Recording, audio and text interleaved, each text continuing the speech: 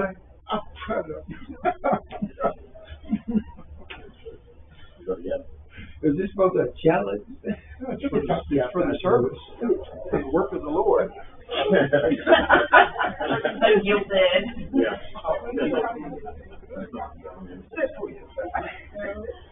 Never do that. Okay. I cannot see. Okay.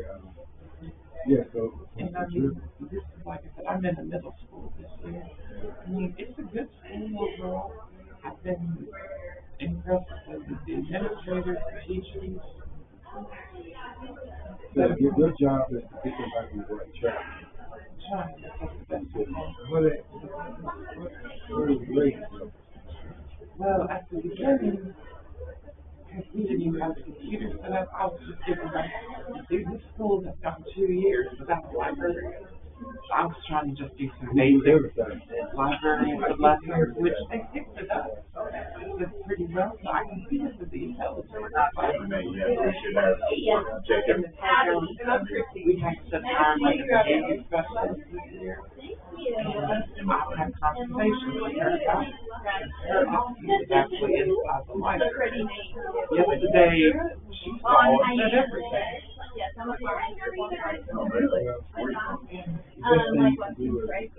Oh yeah. Did you? Very cool.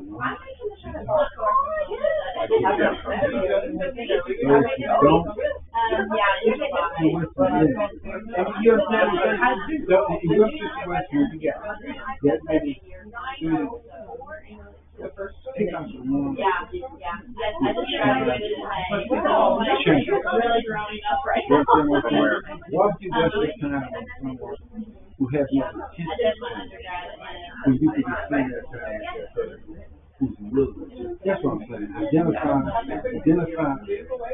You're gonna have a few. You're gonna have a few. Willing to change, willing to investigate. That's what you said. And you're gonna have that one or two. Just not gonna do it. You're just gonna be a problem. I know that it's adolescents, you gotta have attitude problems regardless of it is at that age group. I've been doing this serve at house in I've had several students, they're both but they use nothing that's like racial slurs, including us at the end. That's how.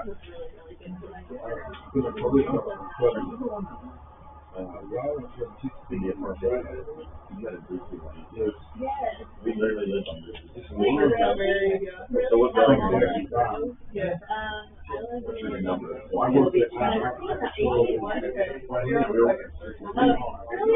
were 175. There's a difference right now.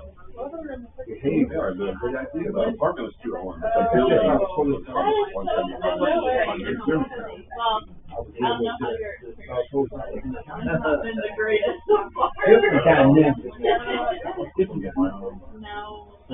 you got to understand that. So what your job is, you're trying to change what they have learned, reprogram. It's a tough job. But it's not their. It's what they learn through parenting. Like single behaviors, often say something wrong with them.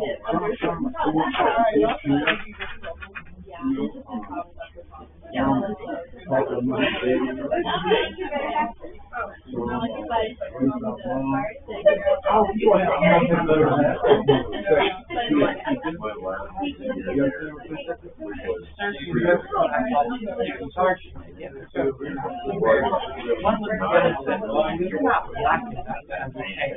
Really? You said that. That's the one that I guess what they need is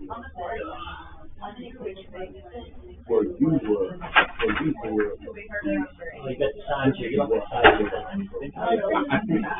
Get away real quick, buddy.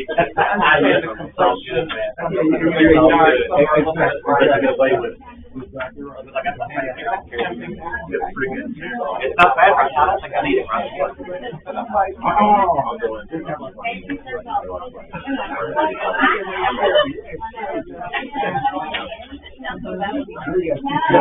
it said something like that, I'll have to get along. I was there. Another problem. You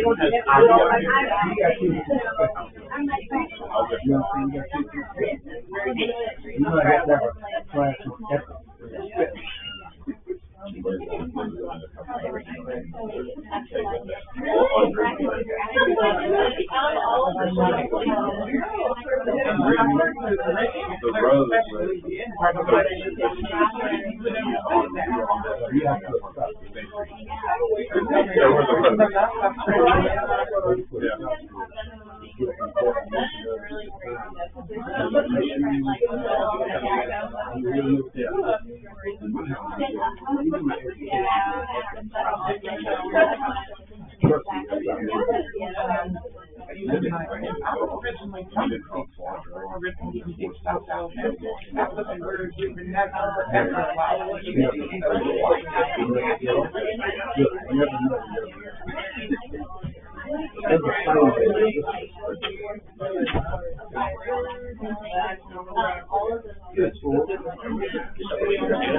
Having a good week, brother? I did. Keep it up, man. I don't have a full schedule. I know you don't. Like it. I like it. Oh my God, so we just a mile away. So she was still there, like, running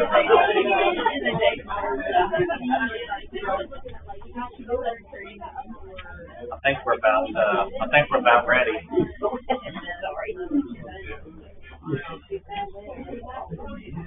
I think we're still on lesson number 2, and Tom, it's good to have you back. And so since Alan was the last one in, we're going to ask him to lead our minds in a word of prayer. Thank you, Alan. All right. Let's go to God in prayer. Dear Heavenly Father, we're so thankful for this beautiful day, this time of worship together. Help us to take what we learned from this class, apply it to our marriages. Help us to make good decisions. Help us to build stronger marriages, and help us to grow closer to our spouses. Help us to grow closer to you, Lord. In Jesus' name we pray. Amen. Amen. Thank you, Alan. Okay, we got down to an area called the price. For those of you who are following along in the book, I'm kind of going by the book a little bit more than normal, trying to stay a little bit consistent and trying to get into a train of thought about how the author's writing the book. So just kind of bear with me there. We talk about we try to.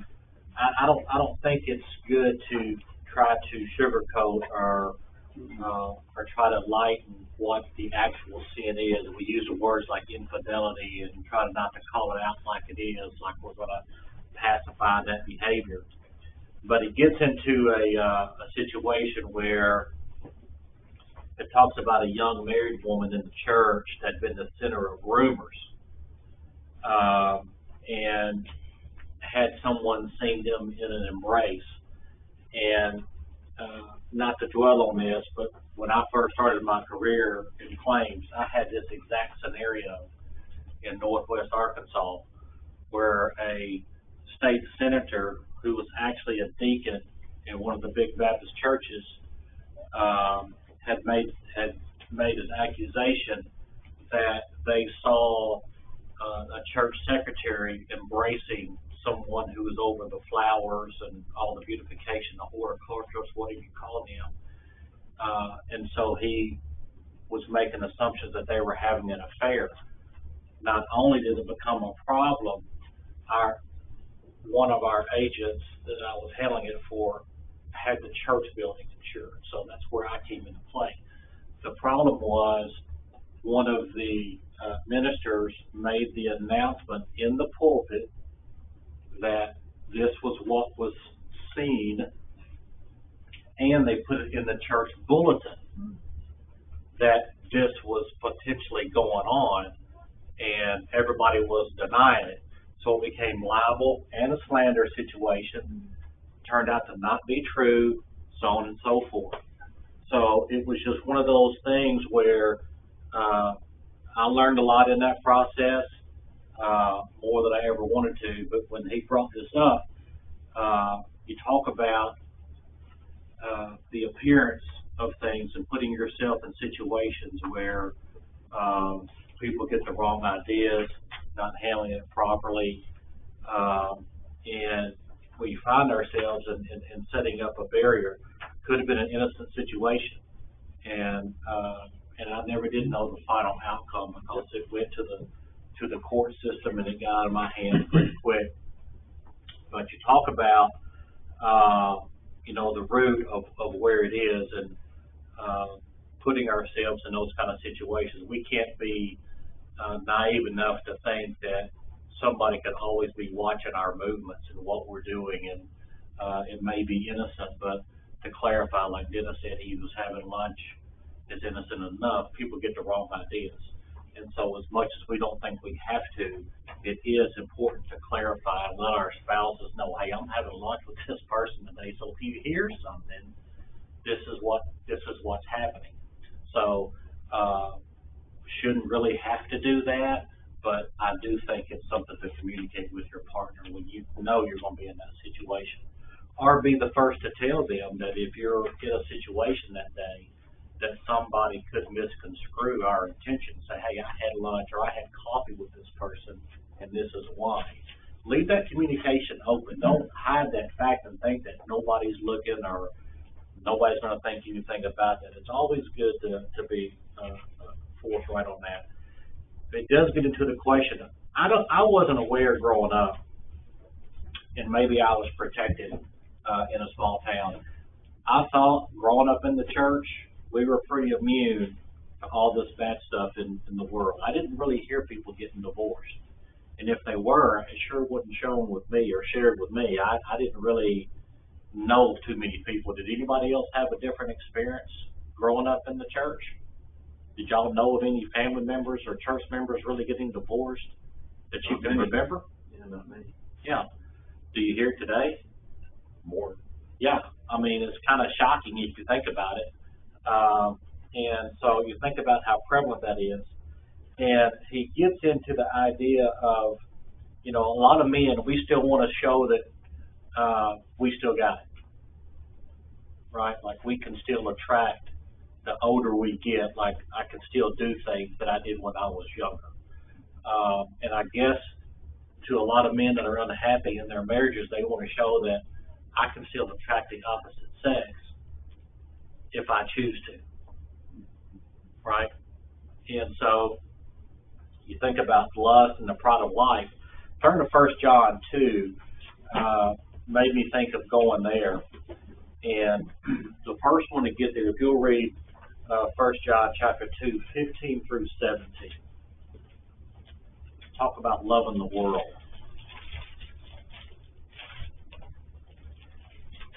Do not love the world or anything in the world. If anyone loves the world, the love of the Father is not in him.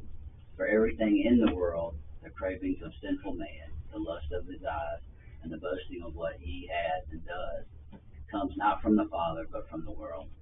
The world and its desires pass away, but the man who does the will of God lives forever.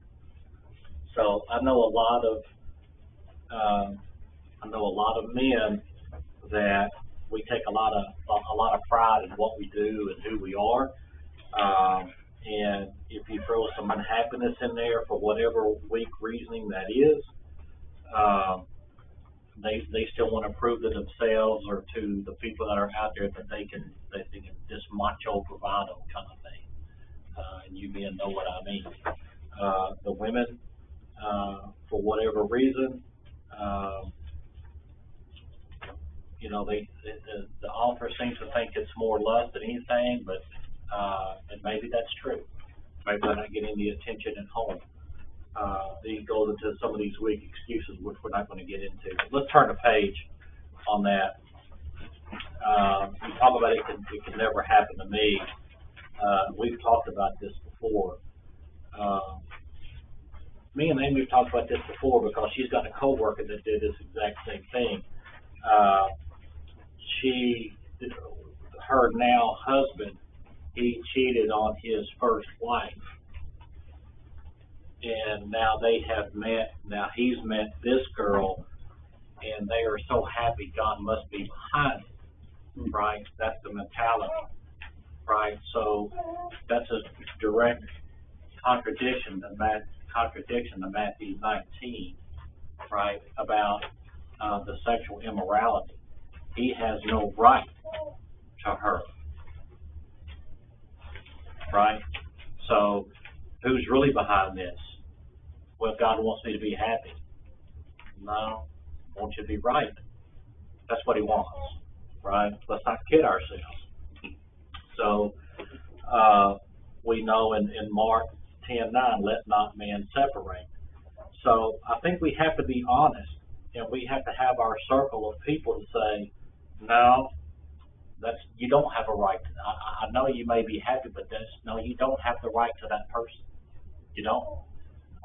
There's no biblical example of that. Malachi 2:16, God hates divorce. We know this.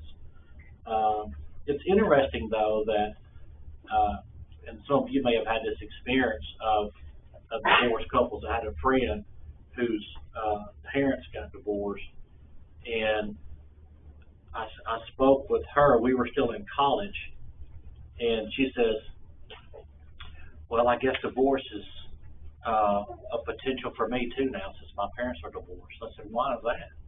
What does your parents have to do with you? And she's now divorced. 20 years later. So how influential is that of what we do and how we see our marriage? Now it becomes an option, which it was never an option before. Why is that? You know, why do you think that is? I mean, that's the example that they're seeing. And so she already predetermined before she even met her future husband that was now an option. Well, if it's good enough for her parents, it's good enough for me. And so it's just a shame that we see that kind of justification when you think about it. But any comments to that? You almost think that causes the opposite reaction. You know, I'm sure a divorce causes a lot of problems, just like somebody, their parents smoke. They, a lot of times, would never get near it because they were so, I guess it could go both ways, and they could smoke too, but you just think that would cause so many problems and you wouldn't want that for your life. But I guess if you're not raised to think that's wrong, and you can just be a victim of it as well, think it's okay. I thought the same thing you did, because you know how that feels. Mm-hmm. And I would never want my children to feel what I'm feeling right now, so I kind of tend to side with you on that. And so I don't really understand that rationale, but I do emulate my parents. Emulate, not that right? Mm-hmm. I do. My parents, I had the same career. I mean, we all do a lot. You know, kids are in the military, their kids go in the military. We do that whether we're conscious of that or not, right? So we do have a lot of these thoughts. So, well, because is it not fair to say, well, if it's good enough for my parents, it's good enough for me.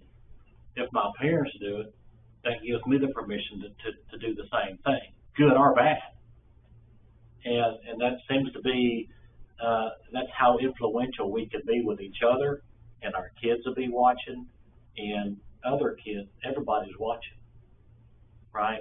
And sure enough, as soon as you try to step off into some kind of degree of failure in their mind, it covers up their failures to pounce on yours. So people are watching. It's interesting. You know, it's like that cycle of abuse. You know, we've all heard how daddies beat their children, and then lo and behold, those children do the same thing to their wife or children. I mean, they know better, but something's instilled in them growing up with that. Yeah. And I think too, to add to that, the worldly influence on that is constantly pounding them. So they're thinking, okay, well, they can do it, I can do it, it's okay, you know. Which is, you know, we got to put up a hedge against that worldly income, so to speak of. or we'll be in the same shape we're talking about. Yeah. Or even the church today doesn't tell you it's wrong. Not the church, but the majority. They're not gonna tell you you need to get divorced and separate. Well, I'll say this without saying names. In my example, Sunday, in the two couples, what is disheartening for me is that one of the spouses that was cheated on, her husband remarried and went to another Church of Christ today, and he's one of their leaders. Now, how does that happen? So what standard are we not following? Maybe.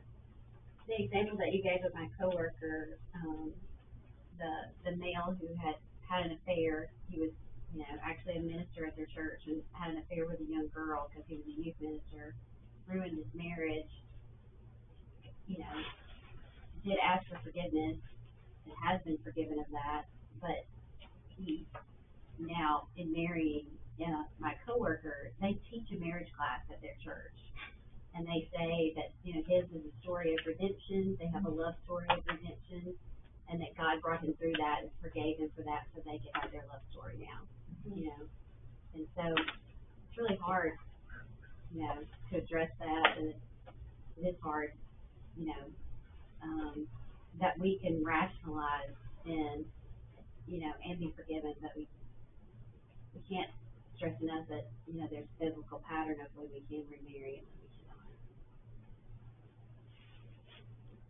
cannot. Well, I wasn't raised in the church, and my daddy, I learned a lot from my dad. He's passed now. He died at 90. And I remember when I was, around 10th grade, Mom and Dad, they was having problems. And Mom had left, went to stay with her mother. And so, me and my other brothers and sisters got together. Wow, what's Mom and Dad gonna do? What's Mom and Dad gonna do? They gonna divorce. What they gonna do? What they gonna do? And Daddy pulled us all together, and he said,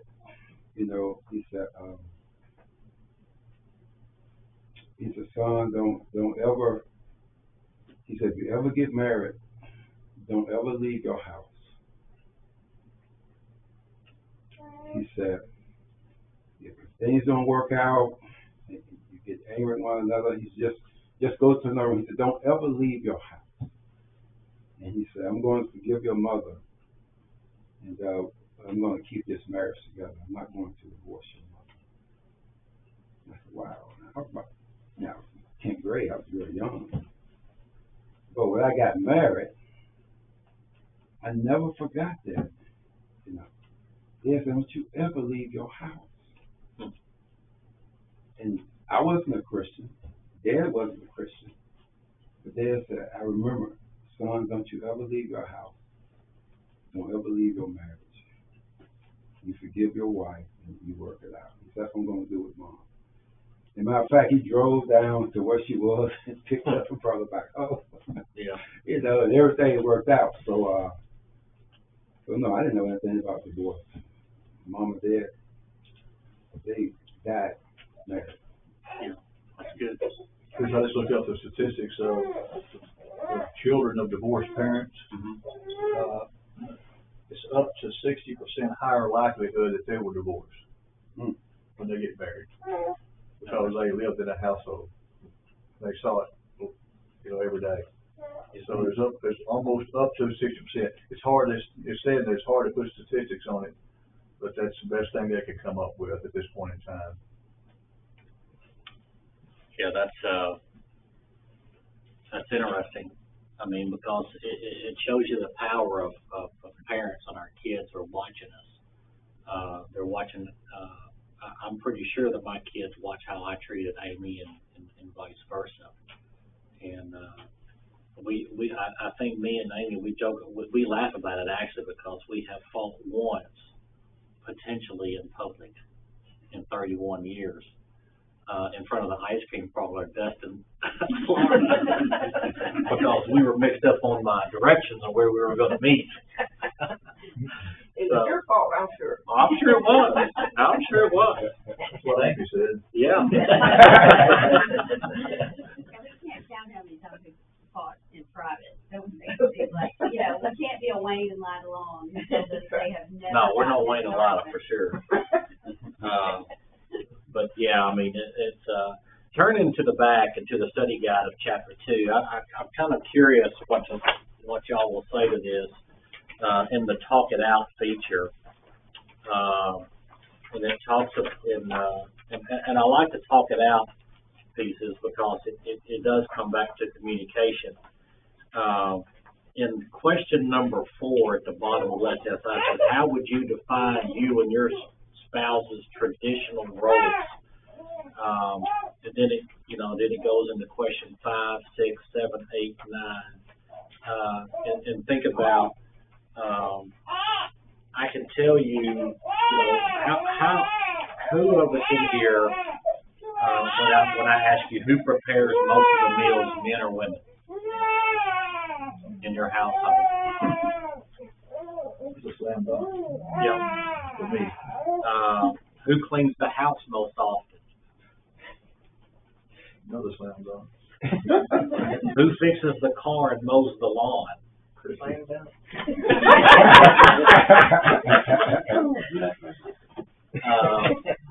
Who cares for the children most of all? And so the tricky thing is that doesn't mean that the other spouse is immune to be doing that. No spouse is too good to do the others. And we've seen some of those gender roles kind of changing. And there's nothing wrong with that at all. Now, obviously, I would never let Amy mow the lawn because I had me and Preston and that our Kendall. That just wasn't going to happen. Not that they couldn't. And I wasn't too good to do the dishes or to clean the house. So I think if we're if our marriages are keeping score, then we might want to take a step back and say, I could clean the house. I normally don't. Or I could cook. A lot of males like to cook. And they do all the cooking. And there's nothing wrong with that either. There's nothing wrong with some of the switches there. Well, me and then we first got married, I'm sorry to keep giving all these examples, but me and her dad were just the opposite. He changed her oil, did it out in the garage, and I couldn't do that if I tried. I could probably YouTube it and figure it out. But when we first got married, I'm sitting there reading the paper on a Saturday morning in Fayetteville, Arkansas, and he goes, I need my oil changed. I said, good. So I can't read the paper. She said, can you change it? I said, well, honey, you can drive to Walmart just as easy as I can. I mean, because I can't do it. And so we started laughing. Now, obviously, that was just a joke of, I'm not that guy that would do it by hand. I can drive it up there and do it, but I'm not her father, and I can't do that. But you talk about who fixes the car and mows the lawn. It is my job to make sure, to me, I took on that responsibility of making sure her car is running, it's clean, and got all that done. Now, whether I actually physically did it myself or took care of it for her, it's different. That's just a running joke. But I am not very good with my hands. I push a pen for a living, and I make no apologies for that. So. Anyway, but how many of you see the gender roles? How many of you expect your spouse to abide 100% by these things, and you're too good to do the other? How many of you men are too good to do the dishes or to clean the house? No. Yeah, do tell, William. Yeah, go ahead, William. No, Dennis said something when he taught his class. He said there's a lot of things he's been through because of his job. Mm-hmm. And when he retired, and then those things he started doing, and I find myself doing the same thing. There's a whole lot of things I couldn't do, when I was a police officer. I just didn't have time. I'm trying to figure out how to sleep. I got to go back to work at 10 o'clock and do another 8 hours. So none of them bother me. But now that I'm retired, I wash the dishes, I clean the house, and Linda loves it when I cook when she comes home from work, you know, dinner's ready, you know, so, you know, she kept it, smile, house is clean, you know, just, I spray a little of that Macintosh spray around it. No, my point is, you know, at this point in our marriage, for 2 years, I'm learning that I do whatever I have to do to keep my wife happy. Because that's all we have now. You know, it's just she and I. You know, so I do everything, anything that I can do to make sure she's happy. I know what makes her happy. I know what makes her sad. So I try to keep her happy. You know, try to avoid keeping her sad. Yeah, that's right. I was gonna say, something me and Seth try to do, we pretty much like, you know, right now we do 50-50 on a lot of things. But sometimes I feel like, you know, sometimes you have bad days, sometimes, you know, you can't give, you know, your 100%. And sometimes, like, you know, Seth might do 80% if I can't, like, give my all that day and vice versa.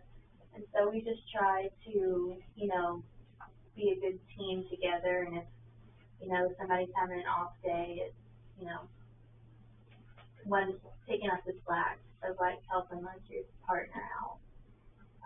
So I feel like we try to do that sometimes. I love to cut the grass. I like to put my headphones in, and so for Seth sometimes, like, I'm like, can I just please, like, go outside, put my headphones on, and just not deal with any kids and just cut the grass. Like, I just want to cut the grass. And he's like, go for it. I don't care. Yeah. You know, and then some days I'm like, you know, I just can't do this today. And, you know, we kind of balance each other out that way. You know, and it's important not to ever try to lose sight of how the spouse is feeling. And that's the emotional attachment of you recognize in the other person what they may or may not need at that particular time. And that's very important to stay that emotional connection to do that. So I think that's a great example of that. It's not about mowing the yard. And I got corrected real quick that I'm not babysitting my kids.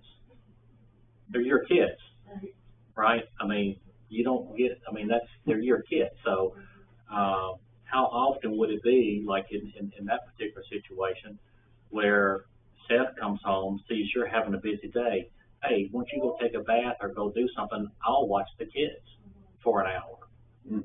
He recognizes that you may need that. And so I think it's those kind of things that we stay in tune with, and your spouse and the one that you're looking to do has these same kind of goals and things in mind to keep in mind of this. So I think that's very good. So I do think that the gender roles have very much changed. You know, when I was growing up, you definitely had men's roles and women's roles.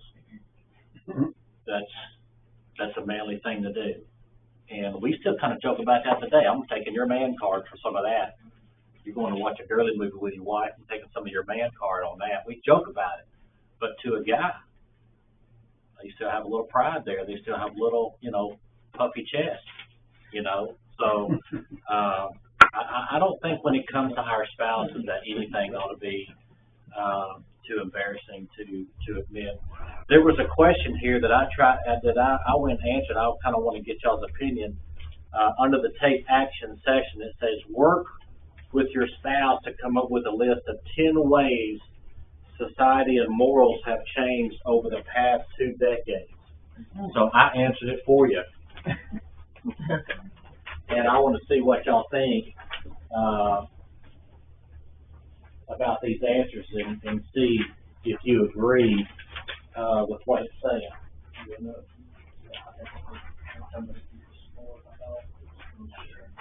I should have plenty. But I thought it was interesting. I looked at these just to see if I agreed with it or not. Now I want to see if you do. I've got 2 more if anybody needs one or want one of their own.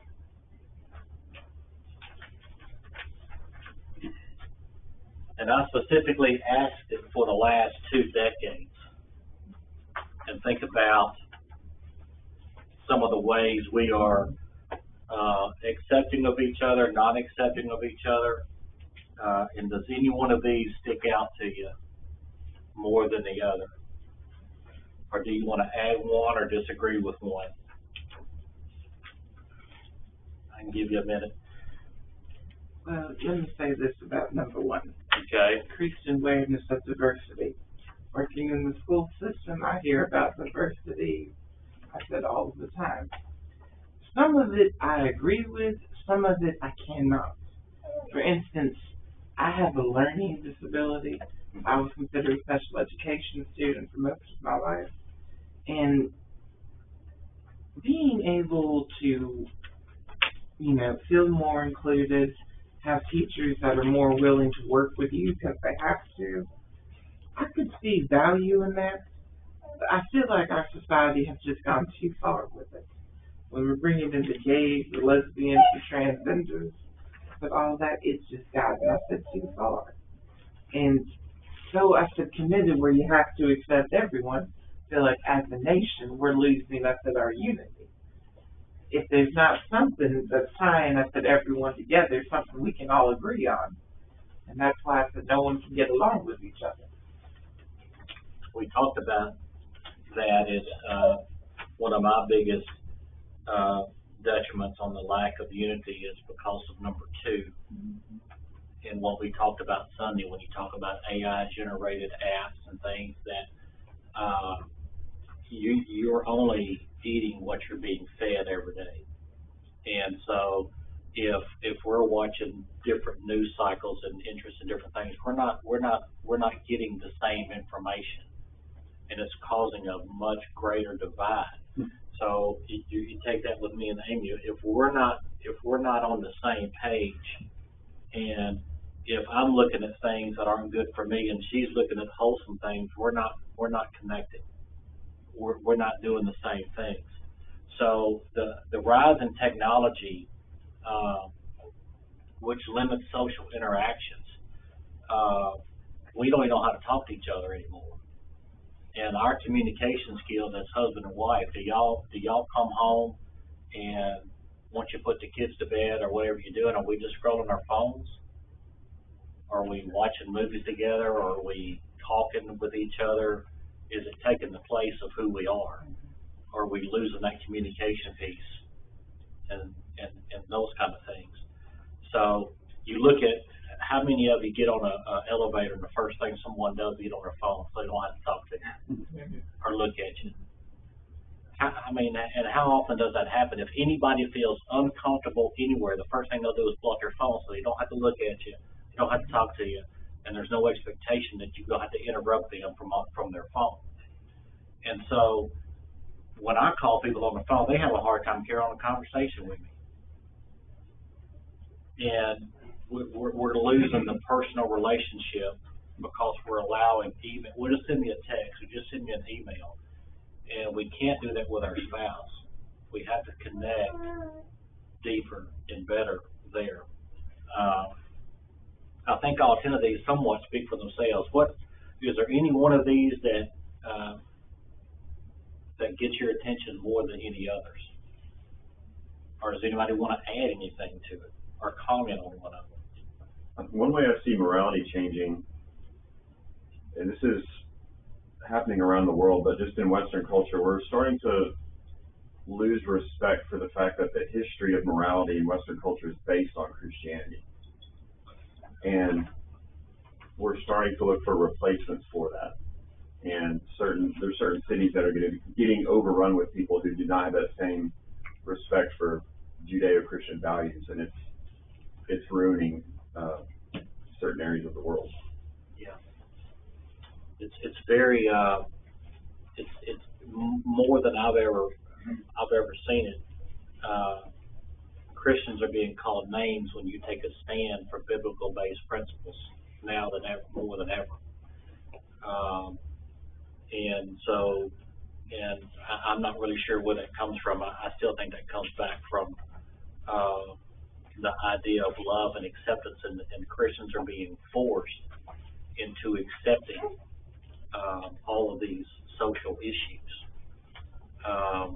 And it's a challenge of speaking speaking up and knowing when to speak up and how to speak up. But I guarantee you gotta speak up. And the thing is, I keep saying communication, cause this is a marriage class. But if me and Amy talk about everything, we talk about social issues, we talk about the church, we talk about our kids. I can't imagine if we really disagreed on certain social issues that would really cause a divide in our marriage if we can't talk about those things. And it's a very hot button right now, more so than I remember it. Maybe I'm not trying to make a bigger issue, but me and Amy talk all the time on social issues. Me and my children talk all the time, maybe more than they want to. But we have to talk about certain things to kind of get a perspective. And what the most important thing is, it's our spouses and our love for the Lord, and everything else is going to have to fall in line somewhere down the line. And so we keep fighting a good fight, and all the shifts in work culture, the acceptance of certain rights and all the values and things, that's always been the case. It's just we have more information. All this technology brings it up to the surface. It's always been this way. There's nothing new under the sun. It's just we know everybody's son now. You know what I'm saying? I mean, we know everybody's dirty laundry. We know what everybody's saying, all the champions on the social media. It's sometimes it's tough to stay focused on what the most important thing is. It's what's in our household, and it starts there. So I think society is mixed up because of how far we've come on technology. You got number 5 down there, increased acceptance of LGBTQ rights and so forth. That's sinful, and so therefore we look at that. If I look at William, and I have a racist attitude because he's black, that's a sin. That's wrong. So I can't do that. That's wrong. If I look at people that are underprivileged and poor, and I treat them differently because of their economic standards or where they are, that's wrong. That's sinful. And so I think what people are trying to do is equate the stuff like LGBTQ. I don't know all that, but and sinful things of this world, they equate that as something like racism, or you're not being fair with me because you should be treating me like that. Well, it's not the same situation. It's totally two different subjects here because we're talking about sin now. Yeah. And we got to stand against sin. And in my opinion, they figure that God is love, so He accepts everything. Right. And who are we to say that? So now we're being called names because the Christians are taking a stand for these certain things. These biblical principles now they're bleeding us in to these other things that are blatantly wrong, to the things that Christianity has a foundation that we know is wrong, and they're bleeding us together. Kelsey, did you have your hand up? I did. All right. So number 7, the shift in work culture. I'm seeing the exact opposite of that in education. I'm one of the only people in my building that doesn't have email on my phone, my work email. I refuse to put it on my phone. It's like when I leave at 2:15, I'm done. Yeah. I'm not answering. And I see people that I work with who they're with their families, and at dinner they're answering emails on their phone because it's constant. Like I was in charge of clubs this year, and it was a fiasco. I went home at 2:15 on Friday, and I came back on Monday. I had 100 emails in my inbox Monday morning. I handled it at work. I didn't do it over the weekend because we spend the weekend watching football and coming to church and spending time with our nephews. And but other people, they're so connected, and they have their work email. They're always doing work. So I'm kind of seeing the opposite of the whole flexibility, remote work, employee well-being. Like they're talking.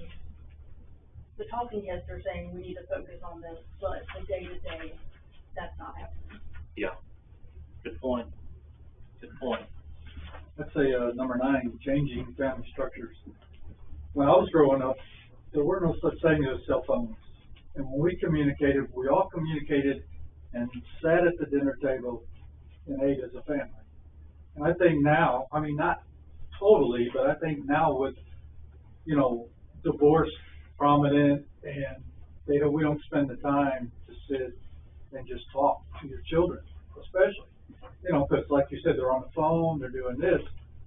And that has changed from where it was to my point to now. I mean, we're always go on the run. To get you lose that connection, I think, and that's a big problem. Yeah. Just comment. Yeah. I think the biggest one on here that in regards to either your relationship with your spouse or boyfriend, girlfriend, whatever it might be, is number 10. I think it gives us more opportunity to compare, and I think comparison is one of the biggest peaks of joy that you can have. I also feel that you always see the best and you never see the worst. And when you're in a bad spot with your spouse or girlfriend or boyfriend, you can look on social media and look at all the happy photos and pictures. It's not real life, and people treat it like it is. And I think it gives people more opportunity to lust and sin, and it just adds stumbling block after stumbling block. And I don't think it is good for your marriage. So I would say number 10. Okay. Good point.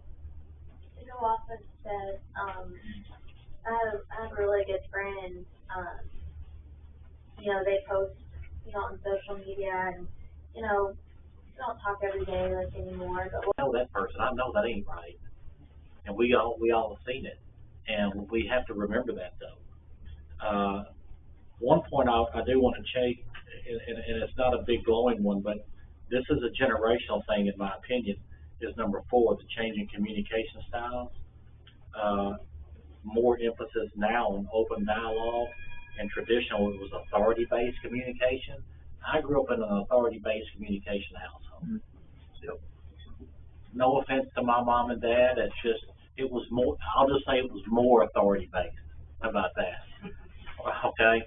So I do think that's important to keep that open dialogue between everyone, the spouses, and making sure that we talk about everything. Make sure there's no, guesswork about what each other's thinking or feeling. Appreciate y'all's comments. We'll go to lesson 3 for Sunday.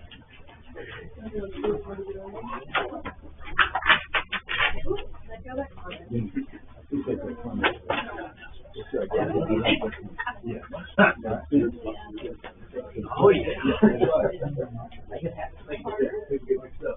People get mixed up. Okay.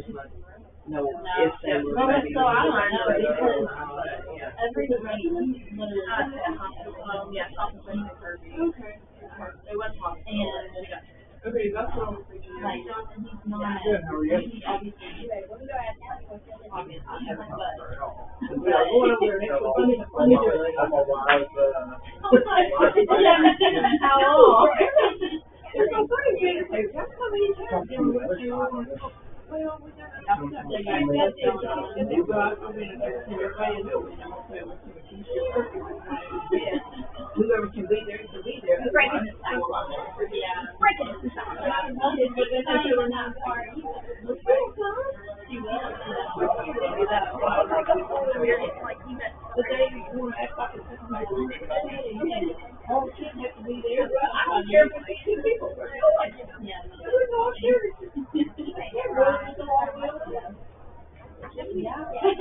And then they'll say,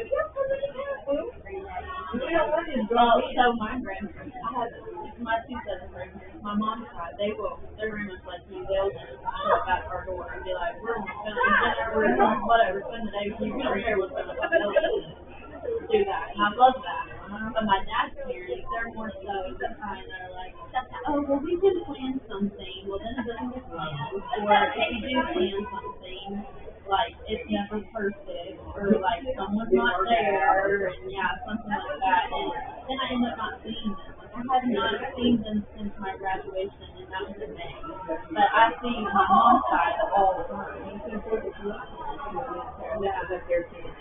Yeah. They asked me for this, and I said, we're gonna do it. It's gonna be for a while. We're gonna get one. Yeah, but you're supposed to be playing. So anyway, we'll go watch you play more. Have they even started?